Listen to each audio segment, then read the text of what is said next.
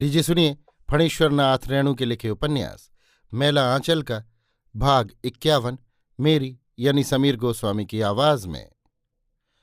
कमली दिन दिन खूबसूरत होती जा रही है। गले में अब दो रेखाएं ऐसी उभरती हैं जो उसके मुखमंडल को और भी आकर्षक बना देती हैं। आंखों में चंचलता नहीं, एक मद है। अचानक देखने पर लगता है कि आंखों में काजल पड़ा है। माँ, अब तुम्हारा डॉक्टर खुद बेहोश होने लगा है। आध घंटे से दीवार की ओर एकटक देख रहा है।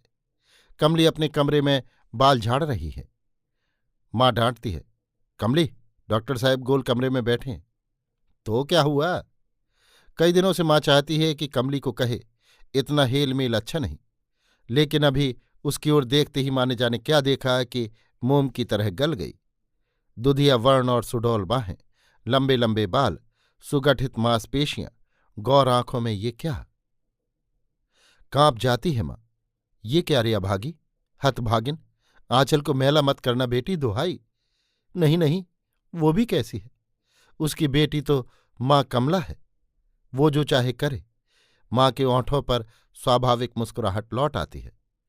मालूम होता है तुम्हारा रोग उतार कर डॉक्टर ने अपने ऊपर ले लिया है। हो, डॉक्टर अब हंसी जब्त नहीं कर सकता है। कमली पर्दे की आड़ से गला निकालकर इशारे से कहती है, चुप, आप बीमार हैं मालूम। तहसीलदार साहब की खड़ाऊ खटखटाती है। हंसी सुनकर वे भला कोई और काम कर सकते हैं। डॉक्टर को तहसीलदार साहब के दोनों रूपों के दर्शन हो चुके हैं।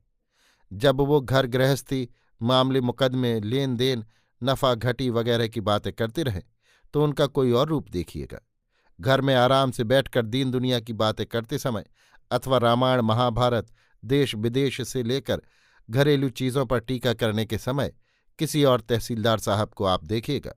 हास्यप्रिय, रसिक और कुशल गृहस्थ, भोला भाला इंसान। डॉक्टर को उनके प्रथम रूप से बेहद घृणा है, किंतु दूसरे रूप के इंद्रजाल में तो वो फंस ही चुका है। क्या बात थी? तहसीलदार साहब हंसी का टटका स्वाद लेने के लिए तुरंत पूछ बैठते हैं।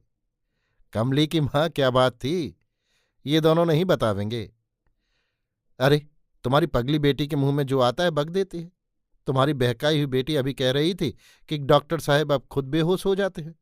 अच्छा, तब? तहसीलदार साहब मुस्कुराहट को रोकने की मुद्रा बनाकर चाय के प्याले में चुस्की लेते हुए पूछते हैं, तब फिर? माँ हंसी को रोकते हुए कहती है, तो मैंने तो कहा कि मालूम होता है तुम्हारा रोग उतार कर उन्होंने अपने ऊपर ले लिया है। डॉक्टर साहब भी सुन रहे थे। तहसीलदार साहब की ऐसी हंसी को कमली कहती है, बाबा पछतिया हंसी हंसते हैं।